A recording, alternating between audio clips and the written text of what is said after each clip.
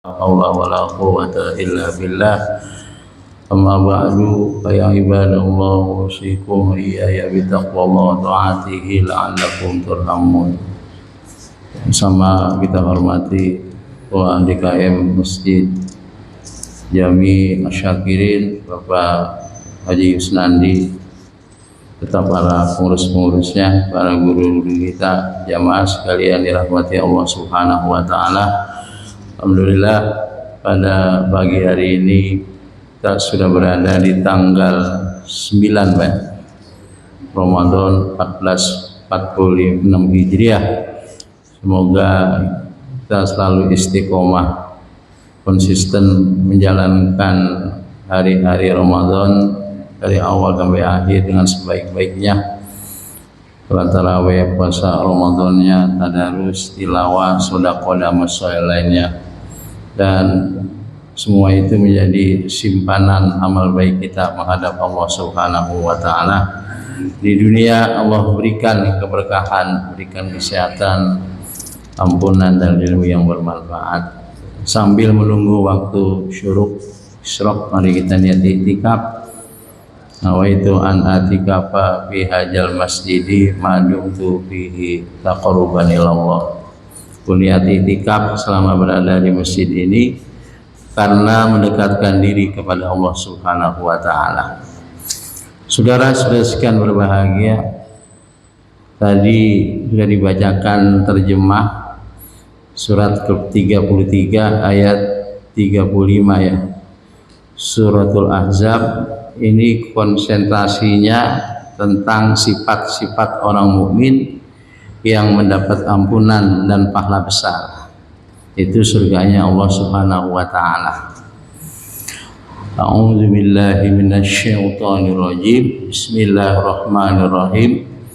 Innal muslimina wal muslimati wal mu'minina wal mu'minati wal qanitina wal qanitati was-shadiqina was-shadiqat was-sabirina was-sabirat wal khashi'ina wal khashi'at wal mutasaddiqina wal mutasaddiqat was-shaimina was-shaimati wal hafizina furujahum wal hafizati wadzakirina Allaha katsiran wadzakirati a'addallahu lahum maghfiratan wa ajran 'azima. Inna sesungguhnya al-muslimina muslim laki-laki, kemudian wal muslimati antara muslim perempuan, wal mu'minina dan para mukmin laki-laki, wal mu'minati dan para mukmin perempuan. Jelaskan berbahagia, ayat ini berbicara sababun nuzulnya, sebab turunnya menurut hadis riwayat Imam Ahmad. Itu istri Nabi sallallahu alaihi wasallam bernama Ummu Salamah. Ummu Salamah. Dia ini protes pada Nabi kita Muhammad sallallahu alaihi wasallam. Ya Rasul, selalu kok disebut di dalam Al-Qur'an itu kebanyakan laki-laki. Perempuan sedikit kali. Allah Subhanahu wa taala singkatnya menjawab dengan ayat ini. Nah, kemudian Bapak sekalian, ketika disebut muslim dan mukmin secara bergandengan, secara berbarengan, berarti ada makna yang berbeda. Disebut muslim, disebut mukmin, ini ada makna yang berbeda. Kalau muslim itu adalah apa? Al-istislam lillahi wahiron. Itu bahwa ketundukan seorang kepada Allah secara zahir. Misalnya dengan melaksanakan rukun-rukun Islam yang 5. Itu Islam diantaranya. Ya, syahadat, kemudian menunaikan sholat, ibadah haji, puasa Ramadan dan amal zahir yang lainnya. Nah, sedangkan mukmin itu adalah orang yang membenarkan apa yang dibenarkan dalam hati. Ini sedikit perbedaan. Kalau disebut muslim, disebut Islam, disebut mukmin, maka ada perbedaan. Tetapi kalau disebut secara berdiri sendiri, cara berdiri sendiri. Maka yang dimaksud dengan muslim itu masuk di dalamnya adalah apa? Konsep ajaran Islam. Konsep ajaran Islam berupa perkataan, berupa perbuatan, zahir maupun batin. Nah ini ya, kalau disebut secara apa? Disebut secara sendiri, secara terpisah. Jadi kalau sudah mukmin pasti muslim, disebut sendiri. Kalau sudah muslim pasti mukmin. Nah, tetapi Bapak sekalian, kalau disebut tadi secara bergandengan bisa kemungkinan 3. Yang pertama adalah bahwa yang dimaksud itu adalah orang muslim yang sempurna Islamnya, yang sempurna imannya. Dalam hadis dikatakan al muslimu man salimal muslimuna min lisanihi wa yadihi. Orang muslim adalah orang yang memberikan keselamatan pada orang muslim yang lainnya dari lidahnya dan juga tangannya. Kemungkinan juga bisa jadi bahwa kemusliman secara zahir tadi itu karena memang dia menampakkan Islam padahal hatinya tidak beriman, orang kafir. Kemudian yang ketiga bisa kemungkinan bahwa Islam imannya itu belum mantap. Terada di dalam surat Al-Ahzab juga ya, surat ini 49 ya. Qalatil a'rab, orang-orang Arab Badui berkata, kami ini beriman. Katakanlah kamu itu sesungguhnya belum beriman secara mantap. Ya, qulu, katakanlah aslamna, kami baru Islam, ketundukan pasrah secara zahir. Walamma yadhulil iman fi qulubikum, iman itu belum meresap pada hati kamu. Ini bisa kemungkinan 3. Disebut secara mandiri, totalitas di dalamnya adalah apa? Iman, Islam, ihsan.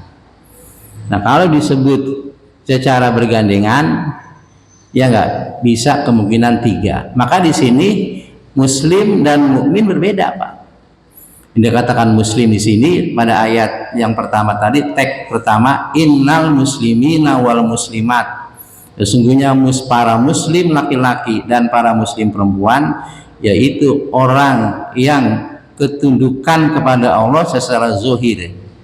Dia melaksanakan sholat, ya enggak, dia mengeluarkan zakat, dia ibadah haji, dia puasa Ramadan dan seterusnya. Makanya Bapak sekalian, huruf waw di sini wal mu'minin, wal mu'minina, wal mu'minat berarti di situ ada perbedaan. Betul nih Pak? Nah itu, ini kajian agak sedikit penukik. Maka kalau disebut dia secara mandiri, muslim dimaksud mukmin, mukmin dimaksud muslim. Tapi kalau disebut secara bergandengan bisa kemungkinan 3 tadi. Saudara-saudara sekalian berbahagia, dan kita tahu mukmin itu Pak, al-istislamu lillahi batina, bahwa ketundukan seseorang kepada Allah secara batin. Dia mempercayai rukun-rukun iman yang berapa? Yang 6. Antu'mina billahi wa malaikatihi wa kutubihi wa rusulihi wal yaumil akhir wa bil qadar khairihi wa syarrihi. Bagaimana Bapak maklumi, itu engkau beriman kepada Allah, pada malaikat-malaikatnya, pada kitab-kitabnya, kepada rasulnya, pada hari akhir, kemudian percaya kepada takdir Allah, ya enggak, takdir menyangkut baik maupun takdir menyangkut buruk. Nah kalau sudah disebut mukmin pasti muslim, betul Pak?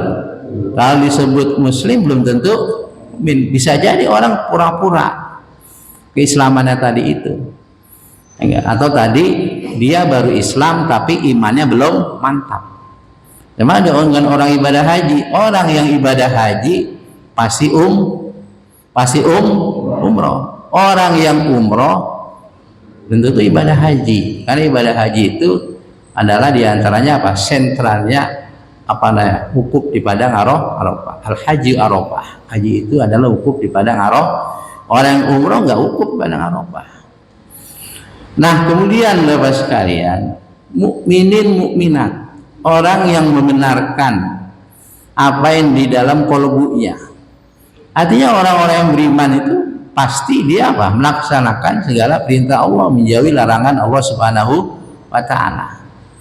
Cuma nanti dalam proses kehidupan itu ada halangan-halangan. Seseorang itu tidak melakukan perintah Allah dan tidak menjauhkan larangan Allah.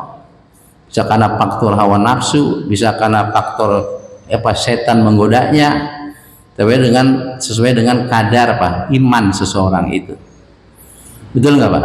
Maka yang dikehendaki oleh Allah Subhanahu wa taala tentang iman yang mantap itu kembali pada surah Ibrahim surat ke-24 surat 14. Allah firmankan, wa daraballahu masalan kalimatan thayyibatan kasyajaratin thayyibatin asluha tsabitun wa faruha fis sama' tu'ti ukulaha kullahinin bi idzni rabbiha wa yadribullahu al-amsala lin-nasi la'allahum yatadzakkarun. Dan Allah Subhanahu wa taala telah membuat satu perumpamaan kalimat yang baik seperti pohon yang baik akarnya menancap ke tanah, kemudian dahannya menjulang ke atas menghasilkan buah, dan itulah Allah membuat perumpamaan kepada manusia agar mereka mendapat pelajaran dari Allah. Di iman itu menghasilkan amal soleh. Kita sholat karena iman, kita puasa karena iman, kita taraweh iman, betul nggak Pak? Kita melakukan kebaikan karena iman. Itu dimaksud dengan perumpamaan kalimat yang baik. Kata Ibnu Abbas, seperti pohon yang baik, kata Ibnu Abbas adalah kalimat la ilaha illallah. Jumlahnya 12 huruf, menunjukkan rukun iman, rukun Islam, rukun ihsan. Betul nggak Pak?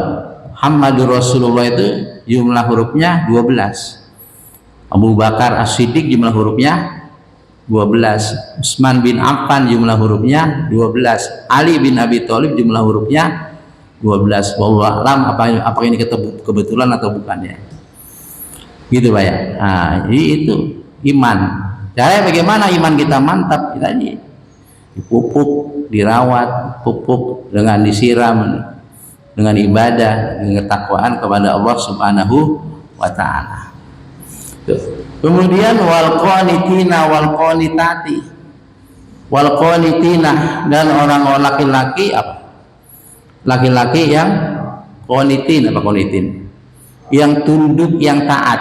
Wal qanitina, dan para laki-laki yang taat, wal qanitati, dan para perempuan yang taat. Ini harus sebutkan Pak. Kalimat seperti ini, bahwa seseorang dia ini beribadah kepada Allah secara mantap karena hasil pada muslim dan mukmin yang mantap, sehingga dia benar-benar beribadah kepada Allah secara mantap. Qanitin wal qanitati, banyak dalam ayat-ayat Al-Quran itu Allah sebutkan aman wa qanitun ana al-laili sajida wa qa'ima yahjarul akhirah wa yarju rahmatah. Apakah sama orang-orang musyrik dengan orang-orang yang taat kepada Allah Subhanahu wa taala, yang dia menjalankan ketaatan secara mantap di malam hari dalam keadaan sujud, dalam keadaan berdiri, dia takut akan azab Allah di akhirat, dan dia mengharapkan rahmat Allah Subhanahu wa taala. Tentunya beda antara orang yang qanitin dengan orang-orang musyrik. Ini qanitina wal qanitat, hasil daripada pemahaman pelaksanaan mendalam atas keislaman, atas keimanan seseorang. Kemudian wasadiqina wasadiqat, dan orang-orang yang benar laki-laki, wasadiqati, dan orang-orang yang benar perempuan. Shodiqin ini Pak, orang yang benar, orang yang jujur. Benar jujur itu adalah seseorang mengungkapkan sesuatu sesuai dengan kenyataannya, sesuai dengan fakta-fakta yang ada. Sebaliknya bohong itu Pak, seseorang mengungkapkan sesuatu yang enggak berlena dengan fakta yang sesungguhnya. Ini Nabi SAW bersabda, hendaklah kalian berlaku jujur, karena jujur itu membawa kepada kebaikan membawa kepada surga. Tidak seseorang dikatakan dia benar-benar orang jujur kalaulah dia terus-menerus jujur. Jauhkanlah kalian daripada kebohongan. Nah, kebohongan membawa sebuah dosa. Dosa membawa kepada apa? Neraka. Orang yang terus-menerus berbuat jujur, berbuat bohong, maka dicap dia sebagai orang pembohong. Itu sekalian. Kalau orang sudah terbiasa jujur, maka insya Allah Pak, dia berlaku jujur. Andai kata dia hilaf misalnya, faktor godaan yang luar biasa, itu pun ada penyesalan. Hatinya tidak tenang. Dalam hadis Nabi dikatakan wal ismu mahaka fi nafsika wa karihta ayatil alaihin nas. Dosa itu apa yang menggelisahkan pada dirimu, dalam hatimu, dan engkau tidak senang yang melakukan dosa itu dilihat oleh orang lain. Tapi kalau orang sudah terbiasa berbuat dosa, ya enak aja Pak sekalian. Betul nggak Pak? Udah enak. Oleh orang biasa dia tidak jujur, dia bohong, dianggap sebuah kebiasaan. Padahal itu semua istidraj. Apa istidraj? Yaitu apa namanya, berupa teguran-teguran dari Allah Subhanahu wa taala, ya suatu saat Allah akan tenggelamkan dia ke dalam kebinasaan. Ini saudara-saudara sekalian Pak, makanya jujur ini luar biasa. Dalam hadis dikatakan ayatul munafiki talasun, tanda-tanda orang munafik itu berapa? 3. Ija haddatsa kadzaba, bila dia bicara dia bohong. Wa ija wa'ada akhlafa, bila dia berjanji dia menyalahi janjinya. Wa ija tumina khona, apabila dia diamanatkan dia khianat. Makanya Bapak sekalian, puasa ini Pak mendidik kita agar kita jujur. Puasa itu syahrut tarbiyah wa ta'lim, bulan pendidikan dan pengajaran. Diajarkan kita jujur. Betul nggak Pak? Mulai dari apa namanya, kita berpuasa di siang hari Ramadan, kemudian mampu menahan hal-hal yang membatalkan puasa, bahkan mampu kita untuk menahan hal-hal yang membatalkan pahala puasa. Nah, karena merasa kita diawasi oleh Allah Subhanahu wa ta'ala, dilihat oleh Allah Subhanahu wa ta'ala. Mudah-mudahan disiplin ibadah puasa kita ini 1 bulan di Ramadan menghasilkan la'alakum tattaqun. Terus sampai 11 bulan berikutnya menghadapi Ramadan lagi seperti itu. Makanya dikatakan oleh ulama, kunu robbaniyin, jadilah kamu hamba-hamba yang robbaniyin. Iya enggak? Apa robbaniyin? Yang beribadah kepada Allah Subhanahu wa ta'ala, bertakwa kepada Allah baik di Ramadan maupun di luar Ramadan. Wala takunu ramadanin, dan jangan kalian menjadi orang Ramadanin, hanya bertakwa di bulan Ramadan. Pasca Ramadan ya biasa-biasa lagi. Itulah saudara-saudara sekalian, umumnya umat Islam ini ketika berbicara puasa itu apa namanya, mindset masa lalu. Masa lalu saya banyak maksiat, ibadah saya berantakan dan sebagainya. Ramadan dimantepin. Begitu pasca Ramadan ya berulang lagi sekalian. Makanya kata ulama, saudara-saudara sekalian, kefitrahan kita bisa Idul Fitri ini bisa setiap hari kita, kalau apa yang kita lakukan seperti di bulan Ramadan.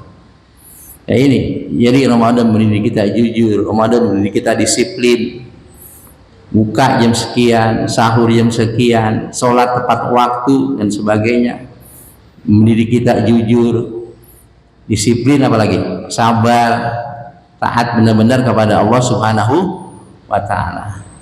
Dan itulah saudara-saudara sekalian, ittaqillaha haitsumah kunta, bertakwalah kepada Allah dimanapun saja kalian berada. Mudah-mudahan kita termasuk dari kalangan orang-orang yang selalu taat kepada Allah di Ramadan, di luar Ramadan. Caranya bagaimana Pak? 1, bahwa lakukan ibadah itu walaupun ibadah yang kita lakukan tidak banyak. Betul nggak? Walaupun nggak banyak, baca Quran misalnya cuma beberapa ayat. Nah, kemudian bergaulah dengan orang-orang yang baik, orang-orang yang soleh, Kemudian ketiga, saling menasehati. Kemudian yang keempat, miliunya lingkungan kita yang baik. Ini penting untuk mempertahankan ketakwaan kita kepada Allah Subhanahu. Jangan lupa berdoa kepada Allah, karena yang membolak-balikan hati siapa? Allah. Rabbana la tuzigh qulubana ba'da idh hadaitana wa hab lana min ladunka rahmah innaka antal wahhab. Allahumma ya muqallibal qulub tsabbit qalbi ala dinik. Allahumma ya musarrifal umur sharif ala taatik. Saudara-saudara sekalian berbahagia. Jadi orang-orang yang mendapat ampunan dan surganya Allah, orang-orang para perempuan muslim, para muslimah, para mukmin, para mukminah, orang-orang yang tunduk kepada Allah, perempuan laki-laki, orang yang jujur, laki-laki dan perempuan, wasabirina wasabirati, orang-orang yang sabar, laki-laki dan orang yang sabar perempuan. Sabar itu Bapak sekalian, bahwa seseorang itu menahan sesuatu dari hal-hal yang tidak diinginkan. Al-habsu anin nafsi. Sabar itu tingkatan macam-macam. Ada as-sabru anit ta'ah, sabar daripada ketaatan. As-sabru anil maksiat, sabar dari menjauhkan maksiat. As-sabru anil bala, sabar daripada ujian-ujian bencana. Kemudian as-sabru anil qadarillah, sabar daripada takdir dari Allah Subhanahu wa taala. Nah, kemudian ketika dia sabar, yakin bahwa sesungguhnya itu merupakan bagian takdir dari Allah Subhanahu wa taala, sambil berdoa kepada Allah agar permasalahan-permasalahan itu Allah Subhanahu wa taala berikan solusi, berikan jalan keluar. Ya, bagaimana dalam surat Al-Baqarah apa? Ya ayyuhalladzina amanus ta'inu bisabri wassalah innallaha ma'as sabirin. Wahai orang-orang yang beriman, jadikanlah sabar dan salat sebagai sarana permintaan pertolongan kepada Allah Subhanahu wa taala. Hadirin rahmati Allah Subhanahu wa taala. Kemudian siapa sih termasuk orang-orang yang mendapat ampunan dan pahala besar? Wal khashi'ina wal khashi'ati, dan para laki-laki yang khusyuk dan para perempuan yang khusyuk. Khusyuk ini saudara-saudara artinya tunduk. Secara bahasa etimologi tunduk, kemudian tenang, kemudian dia khudu. Nah, khusyuk ini karena apa? Karena dia takut kepada Allah. Karena dia yakin merasa diawasi oleh Allah Subhanahu wa taala, maka khusyuk. Maka tadi disampaikan oleh imam kita bacaan ayat qad aflahal mu'minuna alladzina hum fi sholatihim khashi'un. Sungguh berbahagia, sungguh sukses, sungguh beruntung orang-orang yang mukmin yang khusyuk di dalam sholatnya. Jadi khusyuk ini Bapak sekalian di dalam ayat ini bukan sekedar khusyuk dalam sholat, khusyuk di ibadah-ibadah yang lain. Khusyuk ketika puasa, khusyuk ketika berzikir, khusyuk ketika menjalankan perintah-perintah Allah yang lain, khusyuk ketika qiyamul lail, ibadah haji, ibadah umroh dan sebagainya. Jadi karena memang dia takut kepada Allah, merasa diawasi oleh Allah, maka dia menjadi orang yang khusyuk, tunduk, orang yang tenang. Ya, ini. Maka lahirlah saudara-saudara dikatakan trilogi agama Islam. Ada berapa Pak? Ada 3. Iman, Islam, ihsan. Yaitu trilogi agama. Iman rukunnya 6, Islam 5, ihsan 1, 12. Nah, itu rangkum dalam kalimat la ilaha illallah. Tidak ada Tuhan melainkan Allah Subhanahu wa taala. Apa ihsan Pak? Ihsan anta budallah ka'annaka tarah fa illam takun tarah fa innahu yarah. Kau menyembah Allah seakan-akan engkau melihat Allah. Apabila engkau tidak melihat Allah, maka dia Allah melihat kita. Muraqabah, musyahadah, kita disaksikan oleh Allah. Kita senantiasa diawasi oleh Allah Subhanahu wa taala. Pengetahuan Allah yang tidak terbatas dengan waktu dan tempat. Maka ada istilah, ada ada ma'iyah. Apa ma'iyah, Pak? Kebersamaan Allah. Ada ma'iyatul ammah, ada ma'iyatul khossah. Ma'iyatul ammah, kebersamaan Allah. Allah melihat, Allah menyaksikan, Allah mengawasi, Allah memelihara seluruh makhluk-makhluknya. Betul nggak, Pak? Itu ma'iyatul ammah. Ada ma'iyatul khossah, kebersamaan Allah secara khusus. Ya. Apa yang dimaksud ma'iyatul khossah? Allah bersama orang-orang yang sabar, Allah bersama orang-orang yang berbuat baik, Allah bersama orang-orang yang bertakwa. Pertolongan Allah kepada orang-orang yang sabar, pertolongan Allah kepada orang-orang yang berbuat baik, pada orang-orang bertakwa. Maka di Quran itu ada innallaha ma'as-sabirin, innallaha ma'al muttaqin, innallaha ma'al muhsinin. Saudara-saudara sekian berbahagia. Nah itu. Kemudian wal mutasaddiqin wal mutasaddiqati, orang-orang yang bersedekah, laki-laki, wal mutasaddiqati, dan para perempuan yang bersedekah. Ini sedekah Bapak sekalian lebih umum daripada infak. Betul nggak, Pak? Kalau infak lebih kepada materi, kalau sodakoh lebih kepada materi imateri. Betul ya. Sodakoh juga bisa dikatakan zakat. Innama sodakotu lil fuqara'i wal masakin wal amilina 'alaiha wal mu'allaf qulubuhum wa fi riqab wal gharimin wa fi sabilillah nasabil, dan seterusnya. Itu sodakoh di mana zakat. Jadi sodakoh lebih umum. Betul. Ketika ada seorang di masa Rasulullah SAW, orang itu kurang begitu mampu, dia protes, ya Rasul, kalau orang-orang kaya sholat saya bisa sholat, orang kaya puasa saya bisa puasa, orang-orang kaya qiyamul lail saya bisa qiyamul lail, tapi kalau orang kaya zakat saya nggak bisa zakat, orang-orang kaya haji saya nggak bisa haji. Apa kata Nabi SAW? Sungguhnya Allah Subhanahu wa ta'ala menjadikan tasbih sodakoh, tahlil sodakoh, tahmid sodakoh, dan menggauli istri sodakoh. Ini luar biasa Islam, Pak. Tapi kita jangan pengamalan sodakoh jangan pada hadis ini doang. Syakirin lagi bangun masjid, lagi bangun ini, katakan pelebaran atau butuh sesuatu, saya udah sodakoh tadi, apa? Sudah tasbih, sudah tahlil, bukan begitu maksudnya, Pak. Tetap pengamalan hadis ini juga ada, pengamalan dalam bentuk konteks yang lain juga ada. Jadi sodako lebih umum. Nah di sini sodako lebih dipersempit kepada apa? Bisa apa? Materi. Sodako yang wajib maupun sodako yang sunnah. Sodako yang wajib kepada anak kita, keluarga kita, masuk zakat, sodako yang lain kepada tangga kita, pada saudara-saudara kita, pada fakir, anak yatim, dan sebagainya.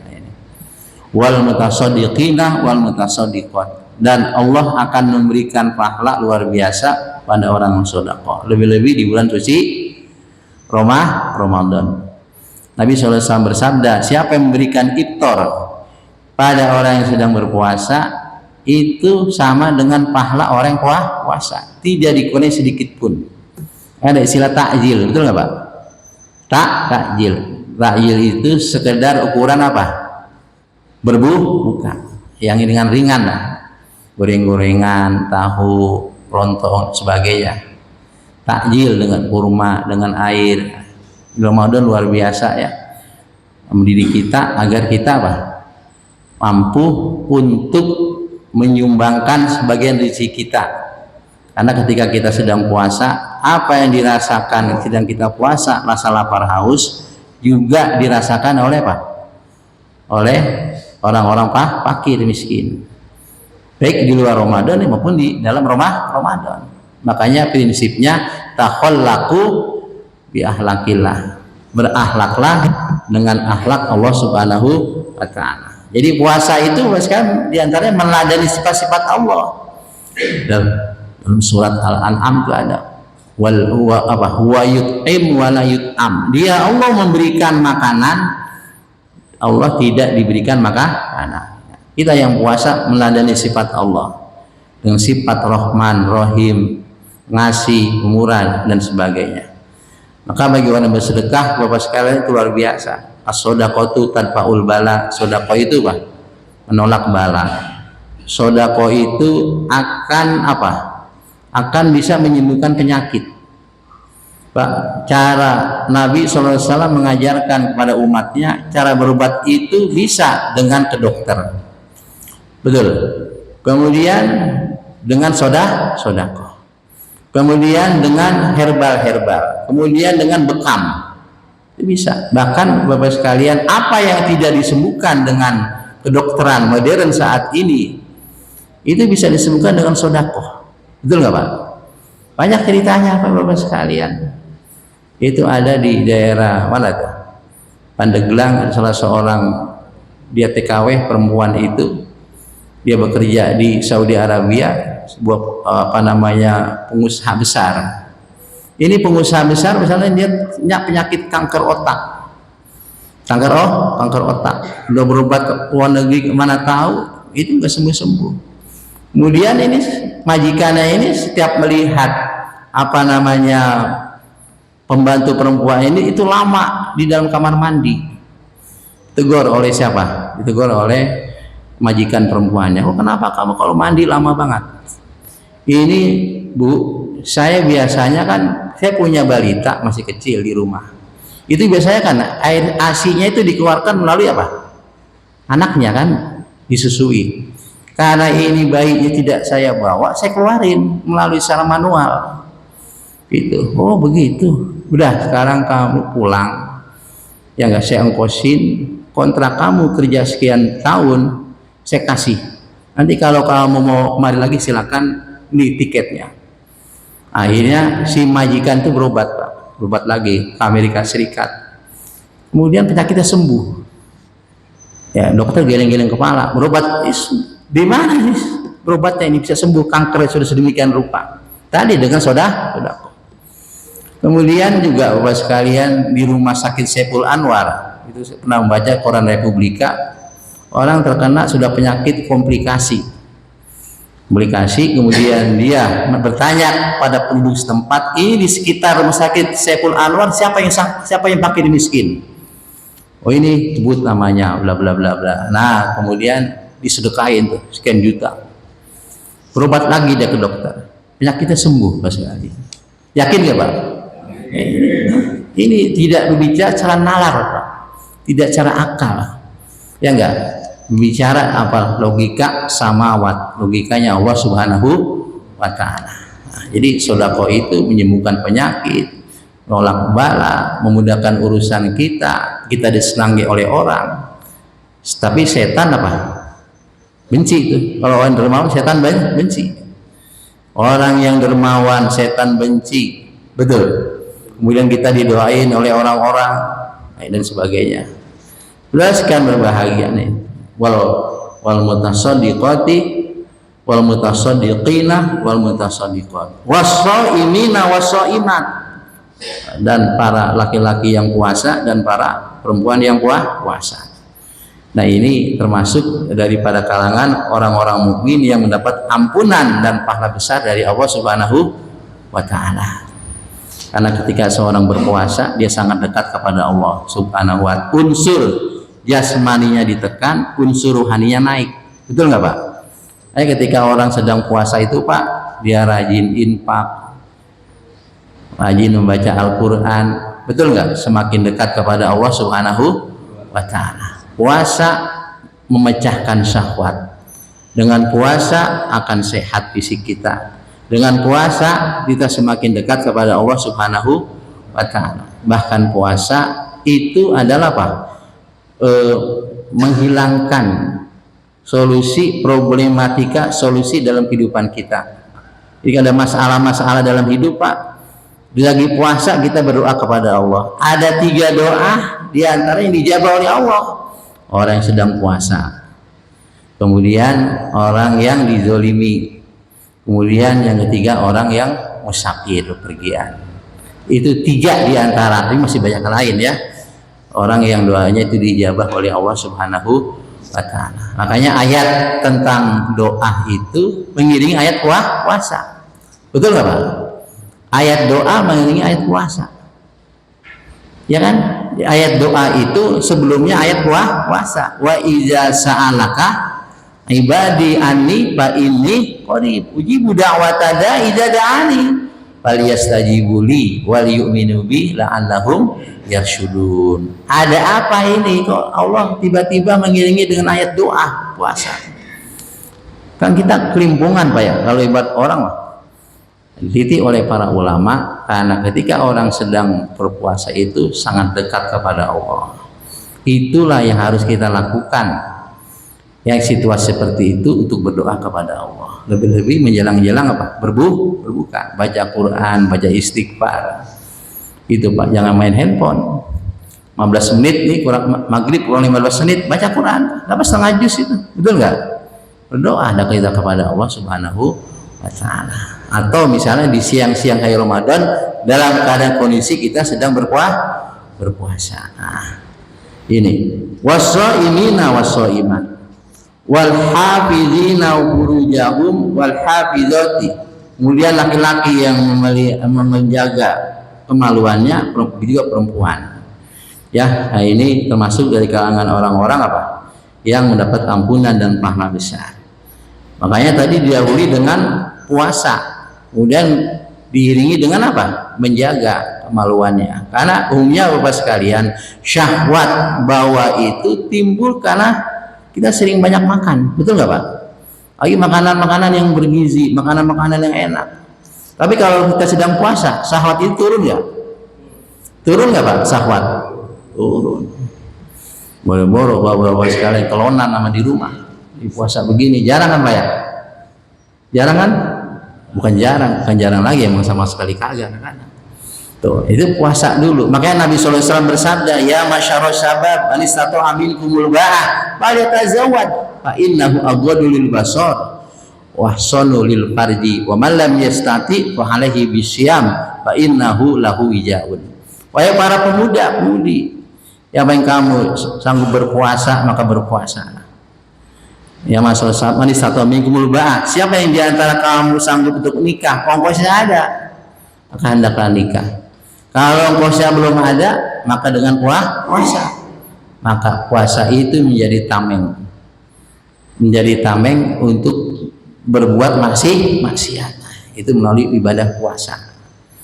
Saudara-saudara sekalian dirahmati Allah Subhanahu wa ta'ala. Makanya ayat berikutnya orang yang memelihara kemaluannya. Wazakirina Allah katsira wazakirat, dan para laki-laki dan para perempuan yang banyak berzikir kepada Allah Subhanahu wa ta'ala. Zikir itu Pak ada 3. Ada zikir bil qalbi, ada zikir bil lisan, ada zikir bil jawari. Zikir bil qalbi, zikir dengan qalbu, dengan hati. Ya enggak? Nah, dengan hati apa? Allah, Allah, Allah, Allah. Allah yang memberikan rizki, Allah yang mengatur semuanya ini apa? Alam semesta. Zikir dengan qalbu apa juga? Yaitu dengan berpikir, tafakur. Maksud zikir bil qalbi. Wa yatafakkaruna fi khalqis samawati wal ardi. Mereka tafakur tentang ciptaan Allah Subhanahu wa ta'ala. Kemudian zikir bil lisan, baca Quran, baca doa wirid maksur.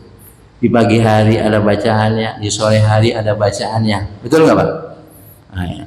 Itu zikir bil aurad. Ada zikir yang waktunya ditentuin. Habis sholat, ya nggak? Ada sebelum tidur, kemudian ada bangun tidur. Itu ada zikir ditentuin waktunya.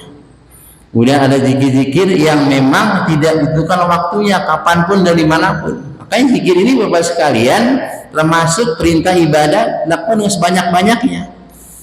Ya ayyuhalladzina amanu dzkurullaha dzikran katsira. Wahai orang-orang yang beriman, berzikir dengan zikir yang banyak. Kemudian zikir bil jawari, zikir dengan apa? Anggota fisik kita, anggota badan kita, yaitu mempergunakan anggota badan kita, fisik kita kepada sesuatu yang bermanfaat, kepada sesuatu yang diridhoi Allah, atau melaksanakan perintah-perintah Allah. Kita menolong orang itu zikir bil jawari, betul. Kemudian kita membantu orang dengan tangan atau dengan apapun fisik kita, maksud zikir bil jawari. Nah, saudara-saudara sekalian dirahmati Allah Subhanahu wa taala. Jadi orang yang banyak berzikir kepada Allah melalui baca Quran, zikir-zikir aurat, tafakur, menolong orang lain, termasuk tidak melakukan maksiat, itu termasuk zikir kepada Allah Subhanahu wa taala. Ada sebuah hadis Nabi sallallahu alaihi wasallam bersabda, "Idza ayqadar rajulu", apabila seorang suami dia membangunkan istrinya itu sholat, kemudian sholat, keduanya sholat, wasalla ya rakaataini, sholat 2 rakaat, kutiba lahuma minazakirin, dia ditulis daripada orang-orang termasuk banyak berzikir kepada Allah. Ini makanya ini luar biasa Pak, di bulan Ramadan ada sahur, kita jam 3 udah bangun, betul nggak Pak? Ada nggak? Sholat tahajud, kemudian baca Quran, baca istighfar. Ada keberkahan di sahur. Tasaharu fa inna fis sahur barokah. Bersahurlah kalian, dan sahur itu ada keberkahan. Kemudian orang-orang tadi ini 10 kelompok yang disebutkan dalam ayat ini, a'adallahu lahum maghfirah, Allah menyediakan bagi mereka ampunan, wa ajran 'azima, dan pahala yang besar. Ya, mudah-mudahan kita termasuk daripada kelompok-kelompok yang Allah sebutkan dalam surat ke-33 ayat 35. Mudah-mudahan bermanfaat ya. Untuk lebih jelasnya Bapak sekalian, maka baca Pak kitab-kitab tafsir yang lain. Ini saja sekedar pembukaan ya dalam kajian ini. Lagi puasa ngantuk banget teman nih Pak. Ada yang anggut-anggut, nggak apa-apa Pak. Tapi ini merupakan terapi daripada kita langsung tidur, nggak boleh Pak, betul nggak? Nah, nanti di sini gerak-gerak dulu, ya nggak? Habis makan tadi selesai katakan jam 4 sahurnya, 2 jam kemudian bergerak-gerak kita, lari-lari kecil, ya, kemudian itu boleh istirahat tidur-tiduran lah, gitu Pak ya. Kita ngopi nggak nih habis ini?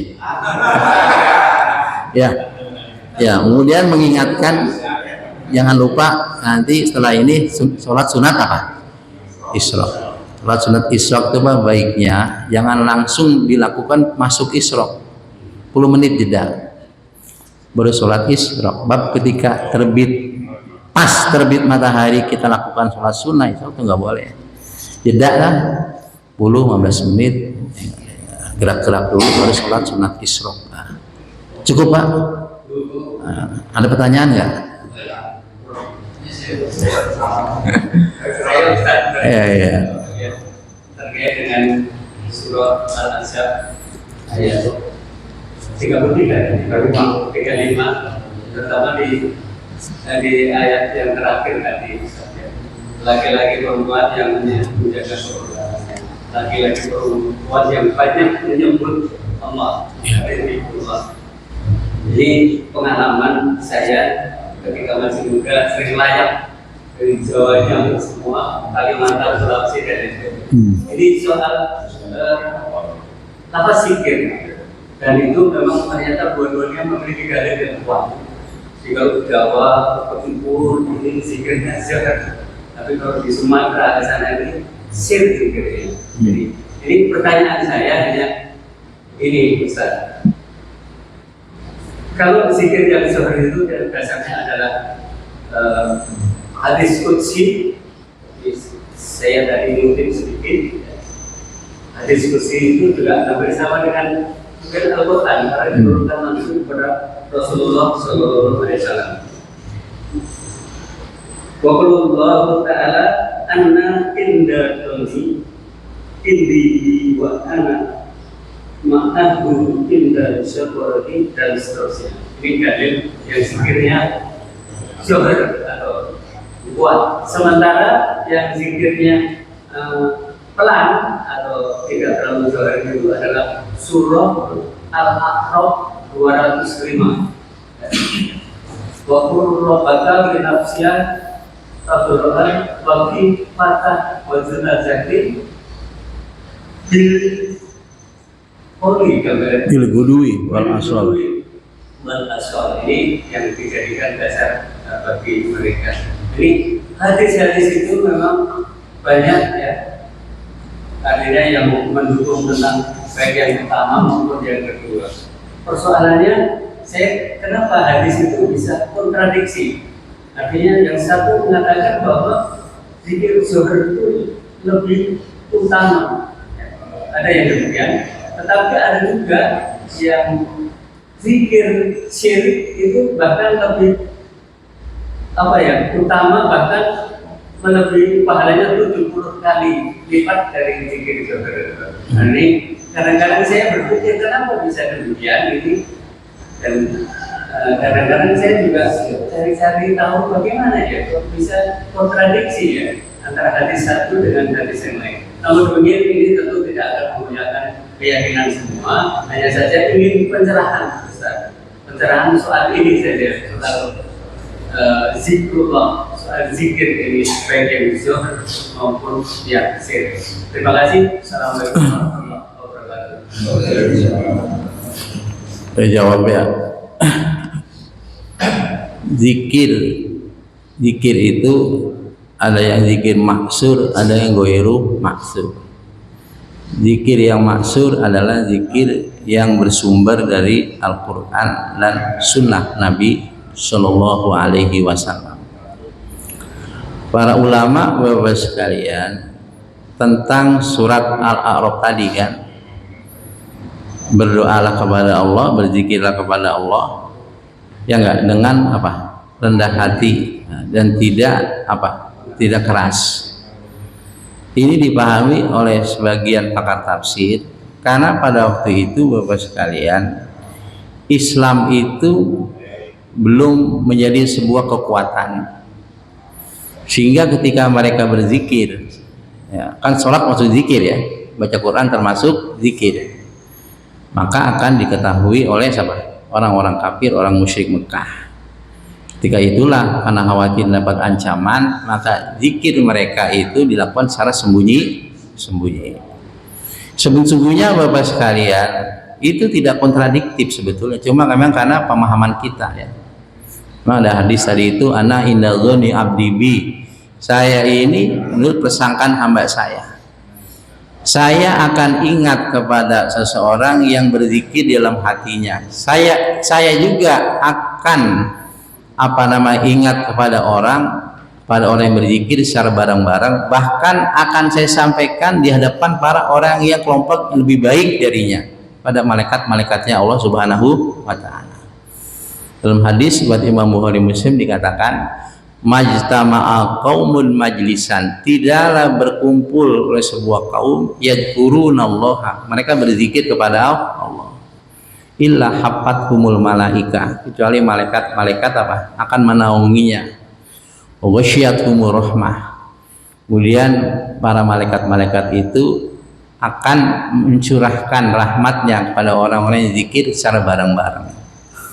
Jadi Bapak sekalian, memang di kelompok kita umat Islam ada zikir yang dilakukan secara bersama-sama, ada zikir yang dilakukan secara sir. Secara sir berarti hanya kedengaran buat dirinya sendiri. Betul. Ada riwayat-riwayat dalam kitab Al-Azkar misalnya.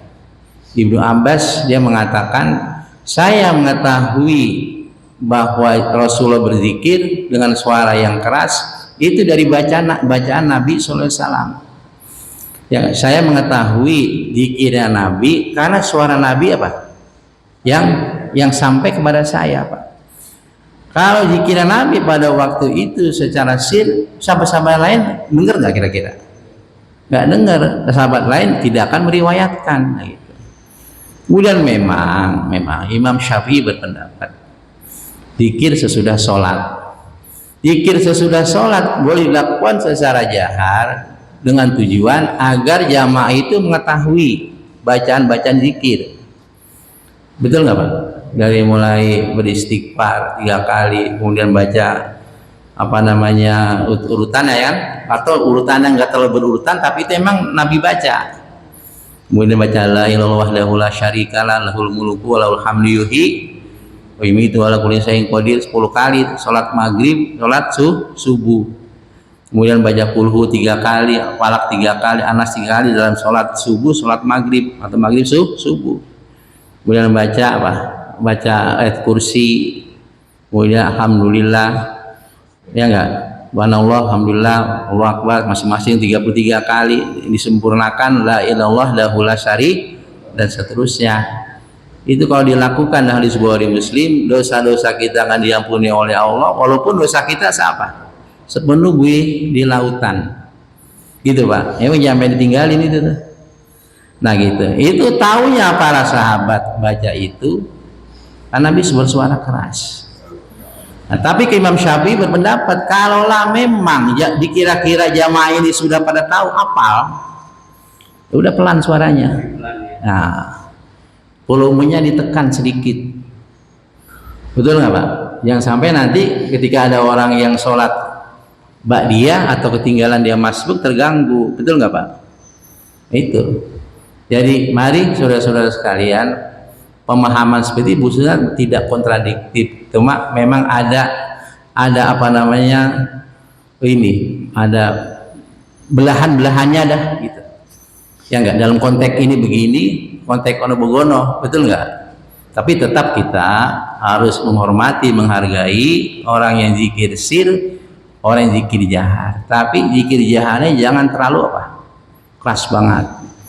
Zikir keras boleh nggak Pak? Nggak boleh, zikir keras.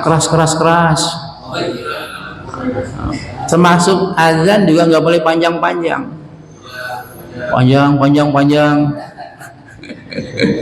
Nah itu, banyak ngantuk nih ya. Nah ini ya, tetap kita hargai, kita hormati. Jadi itu ada Pak Haji, ulama yang berpendapat tadi itu bahwa lakukanlah doa, zikir, bacaan Quran atau apa secara pelan-pelan dan jangan keras-keras tadi. Di waktu pagi, waktu sore, dalam konteks pada waktu itu kekuatan Islam masih lemah. Sehingga apa? Takut nanti mendapat tantangan ancaman. Tetapi ketika Islam sudah kuat di Mekah, lalu ada perintah Allah untuk dakwah secara terang-terangan, zikir terang-terangan juga boleh. Nabi pada itu Bapak sekalian, ketika Islam masih belum punya kekuatan, Allah perintahkan wa anzir ashiratakal aqrabin. Berikanlah peringatan pada keluarga yang terdekat dulu. Pamannya, keluarganya, misan-misanannya, mindonannya, sepupunya dan sebagainya. Barulah sudah kuat lo perintahkan pasda bima tu'mar wa a'rid anil musyrikin, dan ayat-ayat yang lain Bapak sekalian. Betul nggak Pak? Nah ini, jadi mari kita pahami secara kontekstual ayat tentang zikir-zikir ini. Kemudian ada memang Bapak sekalian zikir secara kuat keras. Saya itu, mohon maaf hadis minimah, saya itu pernah dibaiat di TKN, Thariqat Qadiriyah Naqsabandiyah. Pertama dulu di apa namanya Tasik ya, Tasik Malaya, Suralaya. Itu Sohibul Wafa Tajul Arifin Mbak Anong. Setelah itu saya dibaiat lagi di mana tuh? Di ini Salabintana, Ki Haji Jejen. Kemudian di sini Embagawas di komplek DPR. Itu ada zikir jahar, thariqat jahar. La ilaha illallah, la illallah. Alasannya apa? Karena kolbu kita keras. Karena kolbu kita keras dihantam dengan apa? Tadi itu supaya batu itu supaya apa? Hancur. Itu biasa kelompok seperti itu Pak. Dia tidak terganggu yang lain. Kalau di sini dipraktekin mengganggu nggak? Ganggu. Sholat berjamaah. Loh. Memang orang-orang khusus. Orang-orang khusus. Ada namanya thariqat Naqsabandiyah. Itu dia pelan akhirnya. Ada TKN, ada Qadiriyah Naqsabandiyah, itu pelan. Wah itu bos. Jadi memang menuju kepada Allah itu macam-macam, betul nggak Pak? Ya, menuju macam-macam. yang enaknya dia zikir secara mandiri, doa pribadi, ya enggak, silakan. Kemudian memang ada orang yang berzikir, doa kan termasuk zikir kan, doa itu ingat pada Allah. Ada doa yang jamaahnya mengaminkan, ada punya dalil. Betul nggak Pak? Nabi Musa alaihissalam pernah bikin proposal kepada Allah. Ya Allah, lidah saya ini pelok kalau berdakwah. Betul nggak Pak? Mohon bantuan kepada siapa? Abi Musa, Abi Harun. Saking zalimnya itu Fir'aun dan keluarga tentaranya, itu Nabi Musa berdoa, ya Allah mampusin aja udah kalau begitu mah Fir'aun tuh, hartanya dihilangkan, kezalimannya dihilangkan. Dari sini saudara-saudara sekalian, boleh kita nyumpain orang berbuat zalim kalau kezalimannya sudah melampaui batas. Walaupun memang ada ayat yang enggak, faman afa wa aslaha wa ajruhu 'ala Allah. Siapa yang memberikan maaf dan berbuat baik, konsiliasi itu lebih bagus. Tapi kalau ada kata menyumpahin, boleh nggak? Dengan catatan kezalimannya sudah sangat luar biasa. Itu juga yang diminta oleh Nabi Nuh kan, ya jangan kau tinggalkan seorang pun kau ini model begini nih. Nabi Nuh pernah minta, Nabi Musa pernah minta. Nabi Musa ketika berdoa itu diaminkan oleh siapa? Harun.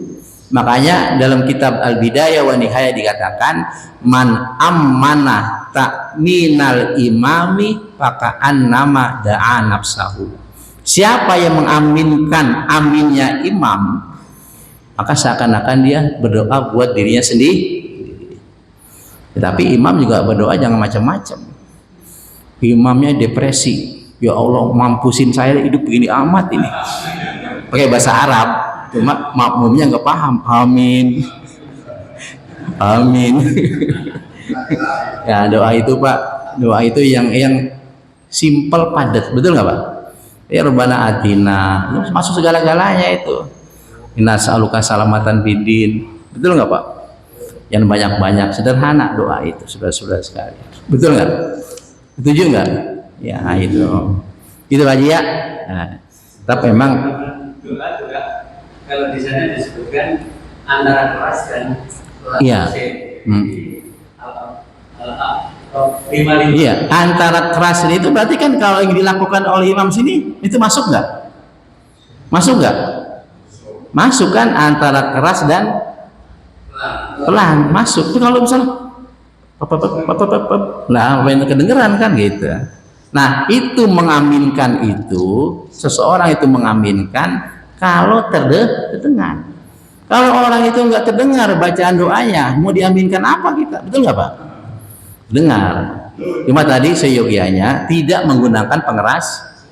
Nah, kayak di Al-Falah itu kan luar biasa Pak, mengeras suaranya itu doa. Itu ngopinya kurang dia itu orang itu, ustadznya itu. Benar. Doa banyak banget, mana pengeras suara, orang baru sembahyang dia, ada yang orang ketinggalan sembahyang lanjutin lagi, ganggu kira-kira? Ganggu. Jangan ukuran doa kita baca Quran keras suara kita, ada lagi sholat haram hukum baca Quran kata ulama tuh. Hukumnya apa? Haram. Baca Quran aja haram hukumnya. Kalau ganggu orang sedang sholat, jangan keras-keras.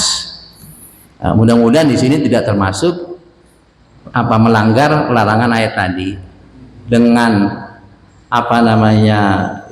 khufyah, tadarru dan khufyah. Artinya sederhana lah bahasanya lah gitu, enggak keras banget. Setuju nggak Pak? Nah, kalau di sini kan tidak menggunakan pengeras suara kan? Nah ini jangan direkam nih, kalau Al-Falah marah nih.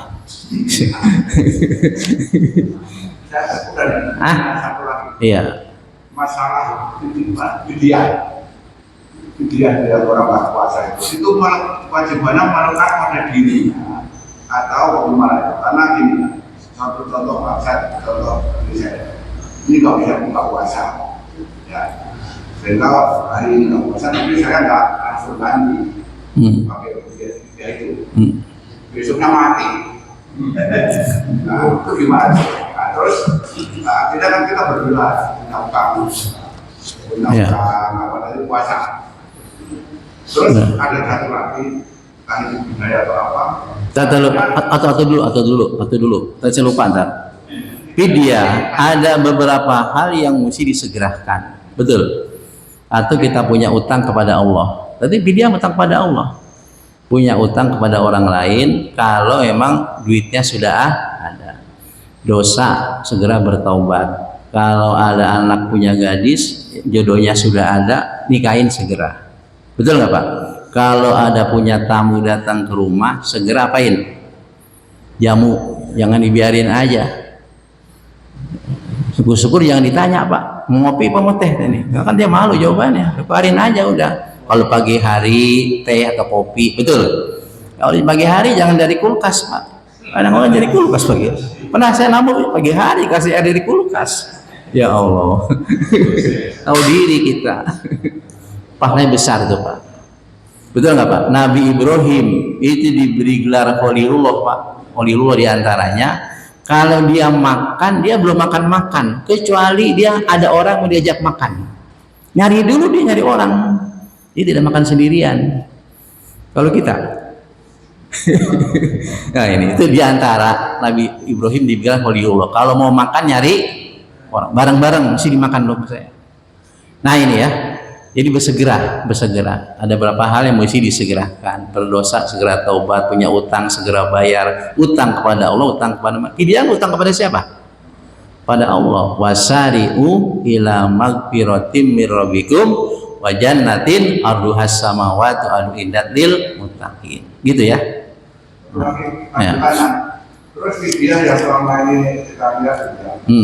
Ada seseorang yang buka terus punya beras 100 liter, ya itu sebagai 100 atau dia disampaikan ke satu orang untuk 100 hari meninggalkan puasa diserahkan ke orang lain 100 hari lagi. Apa itu termasuk diakumulasi? Kalau 10 orang berarti satu hari. Itu sebetulnya Bapak sekalian, apa namanya, ibaratnya apa? Acara apa namanya itu ya? Kalau ibarat orang nikah apa namanya? Susunan acara aja namanya? Seremonial aja tuh sih. Seremonial sebetulnya itu tidak termasuk bagian daripada agama. Andai kata misalnya tidak seperti itu, udah aja nih ada 2 karung 3 karung beras, ya enggak? Tidak diumumkan di depan umum, boleh enggak? Boleh apa-apa. Cuma yang namanya fidyah itu dalam konteks ibadah puasa. Fidyatun ta'amu miskin. Betul. Nah, ada ulama yang beda pendapat. Ada yang mengatakan 1 liter kurang, ada yang mengatakan 1 liter munjung. Jadi 1 hari itu ya katakan 1 liter munjung dah. Kalau dia nggak puasa misalnya 15 hari, betul. Nah ini fidyah ini Bapak sekalian dalam konteks orang yang memang satu tidak mampu berpuasa, selama-lamanya nggak mampu berpuasa dia karena penyakit, karena usia. Tapi kalau dia mampu berpuasa, fidyah nggak boleh, harus diganti puasa. Wa man kana minkum maridon aw ala safarin fa iddatum min ayamin ukhra. Siapa di antara kalian sakit? Satu, sakitnya kalau berpuasa tambah parah, atau kalau berpuasa maka lambat sembuhnya. Boleh dia tidak berpuasa, tapi diganti hari-hari yang lain tuh. Betul nggak? Nah, tapi kalau dia kuat berpuasa, karena bepergian, karena sakit di Ramadan, tapi diganti. Yang kedua tadi 1, orang yang tidak kuat berpuasa selama-lamanya, baik sakit, vonis nggak kuat atau usia. Yang kedua adalah perempuan yang mengandung. Kalau perempuan mengandung, dia karena takut bayinya dengan sebab puasa nanti bayinya masalah pertumbuhannya, maka dia boleh tidak berpuasa dengan catatan di luar Ramadan dikodok serta membayar fidyah. Halo, membayar fidyah sesuai dengan apa yang ditinggalkan dia di bulan Ramadan. Atau perempuan yang misalnya dia menyusui, dengan sebab menyusui, kalau dia puasa asinya berkurang. Mana malamnya udah diisep sama lakinya lagi suaminya. Tambah habis sudah. Halo, ngomong masih ngisep loh Pak. Boleh dia tidak berpuasa, jumhur ulama tidak berpuasa, nanti dikodok dan membayar fidyah. Tetapi kalau memang lebih dominan pada takut karena ibunya ya, maka dia tidak usah membayar fidyah. Jadi ini lebih condong takut kepada bayinya. Kalau takut pada dirinya nggak kuat puasa nih misalnya, kan lagi hamil, lagi nyusui, udah nggak usah bayar fidyah, cuma diganti dengan kodok, tidak usah bayar fidyah. Tapi kalau khawatiran tadi dari karena anaknya mengandung atau menyusui, maka kodok juga, fidyah juga. Paman tatawwa'a khairan fahuwa khairullah. Siapa yang bersukarela berbuat baik, maka itu lebih baik baginya. Artinya apa Bapak sekalian? Fidyah itu mesti dilebihin. Betul. Misalnya orang ini makan beras yang harganya 15.000, ya 20.000, syukur-syukur lebih dari itu. Saya pernah membaca itu rangkuman dari disertasi S3-nya Dr. Jalaluddin. Beliau disertasi S3 di Universitas Islam Negeri Syarif Hidayatullah Jakarta. Nah, itu analisa beliau, kalau Nabi SAW zakat fitrah so'an min tamrin, so'an min syair, ya enggak, satu so' dari gandum atau kurma. Kalau di konferensi sekarang kan berapa, 8 liter tuh gitu. Tergantung wilayahnya kan ya, zakat fitrah. Nah, kalau kurma kan langsung bisa diapain? Dimakan. Betul nggak? Kalau kurma. Tapi kalau beras, mesti beli gasnya dulu, mesti nyalain kompornya, minyaknya, supaya itu menjadi makanan yang bisa dimakan. Maka dilebihin Pak semestinya. Dari katakan beras 10.000, 15.000, udah aja kasih 50.000, betul nggak Pak? Kan lebih enak kan, pahanya lebih besar. Maka oleh karena itu saudara-saudara sekalian, bayarnya bagaimana? Lebih afdol bayarnya di bulan Ramadan. Pahanya besar Ramadan Pak. Walaupun boleh aja nanti di luar Ramadan kan, tapi tadi prinsipnya satu, Ramadan Allah kasih bulan kemuliaan, pahalanya dilipat-lipat oleh Allah. Kemudian prinsip yang kedua adalah bahwa kebaikan itu jangan ditunda-tunda. Betul nggak Pak? Ini Bapak sekalian, saya pernah membaca karangan buku Dr. Aid Al-Qarni. Ketika itu ada seseorang, ini bukan hoax, ceritakan ada seorang anak berpesan pada ibunya, Bu, nanti jam sekian bangunin saya. Dia udah beli tiket pesawat itu. Begitu kabar di televisi di daerah Timur Tengah itu bahwa cuaca sangat ekstrim sehingga penerbangan terganggu, itu sengaja nggak dibangunin oleh ibunya, takut nanti apa, anaknya itu masalah mati dan sebagainya. Begitu dibangunin Bapak sekalian, sudah tidak bernyawa itu anak, sudah tidak bernyawa. Bangunin, sudah ketika selesai kondisi udara cuaca ekstrim sudah selesai, baru dibangunin tuh. Berarti mintanya apa? Jam berapa? Jam sekian kan, supaya nanti bisa dia ke bandara dan take off. Jauh sebelum pesawat take off dia udah meninggal, dibangunin. Nak sudah tidak bernyawa pas sekali. Berarti badannya sehat. Inilah yang diantaranya Allah firmankan, Allahu yatawaffal anfusa hina mautiha wallati lam tamut fi manamiha. Allah yang telah mewafatkan seorang ketika sedang tidur. Ketika sedang tidur, ya enggak, ada ruhnya Allah pegang, ya enggak, kemudian dikembaliin hidup kan, maka kita berdoa bangun tidur, alhamdulillahilladzi ahyana ba'dama amatana wa ilaihin nusyur. Berdoa enggak Pak? Jarang ya. Ya Allah yang telah menghidupkan kami, sudah kami mati, bahagia kita bisa hidup. Kemudian ada juga ruhnya ditahan oleh Allah, betul, enggak dikembaliin lagi. Kejadian tadi itu banyak orang wafat dalam kondisi mau tidur fisiknya sehat, pagi-pagi sudah tiada. Ini jangan kita menjadi orang yang sombong. Wah, besok saya bisa hidup, besok saya bisa begini, betul nggak Pak? Ya, Bab, satu hari dalam kitab Ibnu Katsir itu malaikat menyebut nyawa Pak ada di depan pintu kita itu. Tiap hari itu di depan pintu kita ngeliatin. Cuma tidak ditampakkan. Serem nggak ditampakkan, Pak? Serem. Ini malaikat sering dikambing hitamkan. Ya nggak? Nah, makanya kadang-kadang kan orang meninggal dunia apa? Karena sakit ini, sakit itu, memang usianya sudah apa? Sudah tiba. Kalau usia sudah tiba, idza jaa ajaluhum fala yasta'khiruna sa'atan wala yastaqdimun. Gitu ya. Nah, jadi siogianya disegerakan. Lebih-lebih di bulan Ramadan pahalanya besar. Nah, ini. Betul nggak Pak? Sedekah juga jangan ditunda-tunda kita. Tobat jangan ditunda-tunda. Anggap aja ini Ramadan terakhir buat kita. Ramadan tahun lagi depan belum tentu sekali. Ya kan? Nah, orang fisiknya sehat, kemudian tiba-tiba panggil oleh Allah Subhanahu wa Ta'ala. Cukup. Hah? Ayo Bapak. Iya, silakan. Ini Bapak. Nah, cukup. Ya, saya sih sampai jam 8 gue siap, insya Allah. Kalau nggak bisa PR buat saya. Ya, mudah-mudahan Bapak sekalian beda-beda sedikit wajar, betul nggak Pak? Nah, kajian ilmu ya seperti itu. Kayak walau sya'allahu la jalakum ummatan wahidah. Kalau Allah mau, itu kita bikin umat yang satu pikiran. Mazhab itu beda-beda kan.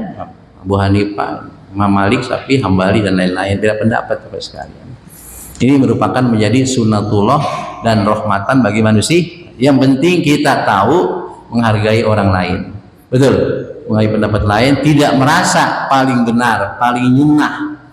Ya nggak, paling diterima. Kalau sudah seperti itu namanya logikanya siapa? Halo. Ana khairun minhu khalaqtani min nar wa khalaqtahu min tin. Saya lebih baik daripada apa? Adam. Kau ciptakan Adam dari apa? Tanah, saya dari api. Nah, mudah-mudahan kita terhindar gitu Bapak sekalian. Ya, yang penting satu, kita harus banyak literasi, betul nggak Pak? Literasi, banyak baca, kemudian banyak ngaji sana sini, gitu nggak Pak? Nah, ya, beda-beda sedikit wajar lah, kecuali masalah akidah. Kalau akidah, masalah rukun iman, ya nggak? Nah, itu tetap konsepnya sama kita. Konsepnya sama. La ilaha illallah wa ma arsalna min qablika mir rasulin illa nuhi annahu la ilaha illa ana fa'budun. Nabi Muhammad, nabi-nabi terdahulu, rasul terdahulu diutus pada konsep yang sama, la ilaha illallah. Nggak ada perbedaan. Cukup. Nah, kalau punya saya mohon maaf. Subhanakallahumma bihamdika asyhadu an la ilaha illa anta astaghfiruka wa atubu ilaik. Hadanallahu iyyakum. Assalamualaikum warahmatullahi wabarakatuh.